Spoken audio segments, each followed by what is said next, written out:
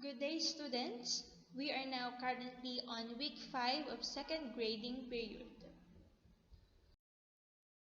For this week, our focus will be the following lessons. So for lesson 6, we have components of salads or structure of salads. Lesson 7 is about tips in preparing and presenting or arranging salads. And lastly, for lesson 8, we have safety and hygienic practices in storing salads in salad dressings. For the first lesson, we have components of salads or the structure of salads. Ano po ba yung identifiable nating parts ng salads once we plated them? So we have here 4. We have the base, body, garnish, and salad dressings. Presented now on the screen is an example of a plated salad. So through this image, we'll be discussing the different structures or the parts one by one. So let's start with the base. And the base, it is usually a layer of salad greens like lettuce and spinach, and they are lined into the plate or bowl in which the salad will be served. So for example, nakapili ka na ng plate for your plating or for the presentation of your salad recipe. Next step is to choose and prepare the base. And yun po ay i-arrange mo sa ibabaw ng platong iyong gagamitin. After that, so you need to prepare na po the body of your salad, which is consisting of the main ingredients. Then, we also have the garnish. And the garnish, so it is used to enhance the appearance of the salad recipe or the plated salad. But it must also complement the overall taste of the food item as it must be edible. So magko-complement siya sa taste dahil po kailangan siya ay edible. There are some cases na yung nagpe-plate po, ang nilalagay nila just to enhance the appearance of the salad or a food item is unedible or hindi nakakain, which is a wrong practice. So for your activity sa mga susunod na weeks, make sure to use and choose a garnish for your plating na edible and that will complement the overall taste of the salad recipe. Then, you are all familiar with the next one, which is the dressings. And dressings, so they are liquids or semi-liquids that are used to flavor the salads. So one thing lang to remember in terms of dressings, so wag pong sobrang madami ang ilalagay. To the point na parang nadodrone or para pong nalulunod na yung iyong plated salad sa dressing. So it must be just enough for your presentation because dressings could be served separately. In some cases, pwede naman pong nakalagay siya sa ibang container. Then kung kulang pa or depende sa makakain, so pwede niyang dagdagan ng dressings. So those 4 are the main structures of our plated salads. So minsan, hindi na natin nakikita yung parts na ito, itong 4, if it is not plated. So for your activity, for your performance task, make sure to show these parts. Presented now on the screens are the different salad greens that you may use as a base for your salad. So we have iceberg, romaine, leaf lettuce, spinach, and arugula. Now that we are done discussing the different structures of a plated salad, so let us now proceed with the different accompaniment of salad and the technique in plating and serving them. For the accompaniment student, so those are the food items that goes well when we serve a certain salad recipe. So kindly get your books, your TLE books, and kindly refer to pages 59 to 61. So kindly check column 3.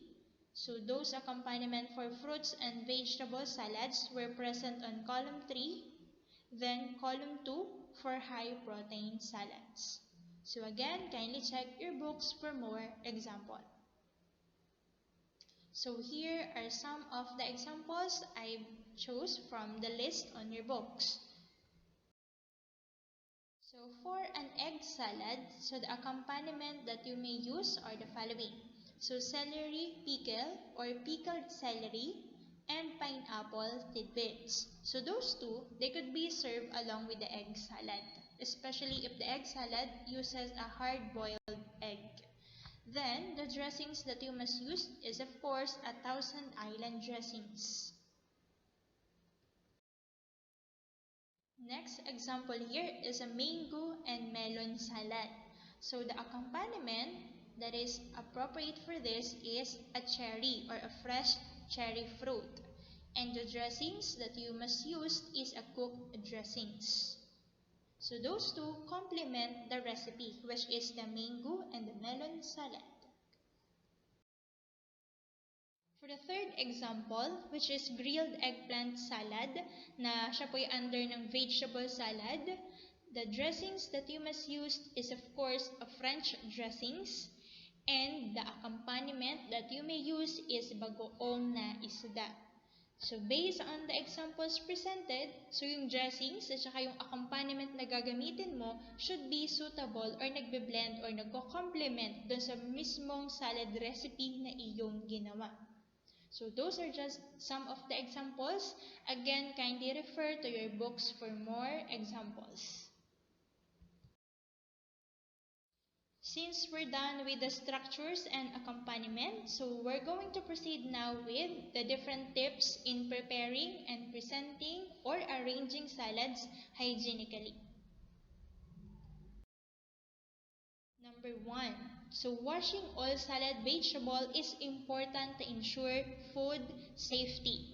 Yes, and food safety, isa yan sa pinakamahalagang consideration natin palagi pag nagre-ready tayo ng food item, not only salad. So kailangan siyang maging malinis, kaya po yung vegetables or ingredients na gagamitin mo dapat ay malinis, so you must wash them properly. Number 2, follow the proper procedures in choosing and washing fruits and vegetables. So kindly refer to pages 62 to 64 of your book. And based on our previous discussions doon sa mga nakaraang linggo. For number 3, we have here other tips in washing fruits and vegetables. So una, students, do not use soap or detergents when washing produce or when washing fruits and vegetables. Dahil po, so you all know naman po that soap and detergents, masyado silang maamoy na even after siya po ay iyo ng nahugasan, so nandoon pa din yung kanyang odor.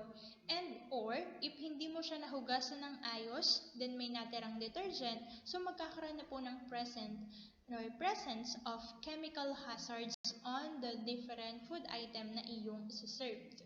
Then letter B, in washing fruits and vegetables, so ang kailangan mong gamiting tubig is cool, clean, and running tap water. So do not use po ng hot water. Then letter C, wash all produce before using even if you are going to peel it. Dahil nga po yung any dirt and bacteria on the outside part of the unwashed produce or fruits or vegetables can be transferred from the knife into the fruit or vegetables. So magkakaroon pa din po ng transfer of microorganism, bacteria, or dirt pag hindi mo siya hinugasan bago mo siya balatan.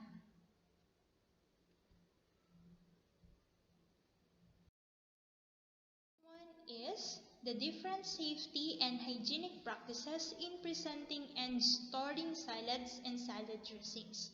And of course, kasama na din po dyan yung different ways on how to store salad ingredients. Green salads or vegetable salads. So once you are going to present this, here are the different things na kailangan mong tandaan.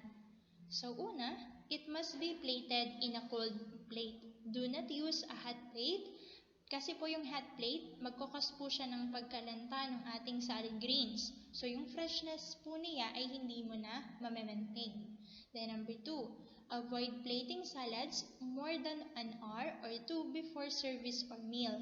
If ever na-advance ka masyadong nag-plating or nag-plate ng iyong salads before mo siya iserve, there's a possibility na siya po ay makontaminate na ng ibang food item or mapuntahan ng flies. And yung kanyang freshness ay hindi na po kagaya nung bago mo siyang plate. Then number 3, garnish that is tossed should be added at the serving time. So para po makita mo pa din yung itsura ng garnish, hindi po siya maiiba, hindi malalanta, or hindi po mawawala yung freshness ng garnish na iyong ginamit. Next thing is, make sure to refrigerate salads before serving time. As you all know, based on our discussion, salads po are cold. They are served cold, that's why it must be refrigerated. And pag hindi po siya na-refrigerate, for example, meron po dyang presence ng cream and milk dun sa dressings, there's a possibility na siya po ay masira agad kung hindi mo siya i-refrigerate. For those salad recipes na hindi naman po required na ihalo agad yung dressings doon sa main ingredients, pwede nyo po siyang iserve separately or it could be added immediately before serving. In refrigerating salads, so do not hold more than a few hours or the salad will sag. It is especially kapag mga vegetable salads po ang iyong nire-ready. For holding boxes, so it should have a high humidity. Hindi po siya nag-absorb ng water and kahit ilagay mo siya sa refrigerator, hindi po agad masisira yung container.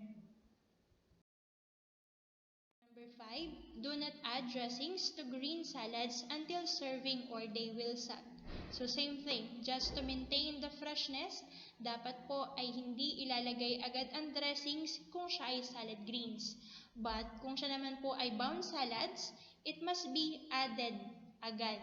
And it should be stored overnight para po mag-penetrate yung lasa dun sa main ingredients. For number 6, for example, meron kang event ng gabi and then napag-isipan mo na pong i-pre-cut or i-cut agad yung vegetable and fruits para hindi ka na mahirapan pag malapit na yung event, then you must store those pre-cut vegetables and fruits in a salad plastic containers with lid and cover. So wag kakalimutan po, kailangan may takip or cover yung containers. And it must be refrigerated or chilled. Kasi kahit may cover yan, tapos hindi mo siya na-refrigerate, the possibility na yung freshness niya po ay mawala ay mataas. Number 7, store ingredients separately in covered containers. Kagaya po nung ginagawa niyo for the mise en place, so the different ingredients must be separate. And same thing with storing. Kung ang ingredients po ay apple ito, yung other container is cherries, then dapat magkaiba siya ng container. Then number 8, pre-cut vegetables and fruits can be stored in about 3 days to maintain their freshness and flavor. But, pag siya po ay more than 3 days na, the possibility na po ng pagkakaroon ng slow deterioration of quality like natural color, nag-iiba yung kulay, texture, and flavors will occur. So, pwede siyang store ng 3 days, but after 3 days, nagkakaroon na po ng changes sa kanyang quality and sa kanyang structure. So now, this thing will be the last thing I'll be discussing for this video discussion. So students, please take a screenshot of this slide and send it through Messenger as APM with a message saying, "Done watching." So it is just for me to check if nanood ka ng video discussion. And grade 9 students, so thank you so much for watching this video. Stay safe and kindly check your Zenyo accounts. Goodbye everyone.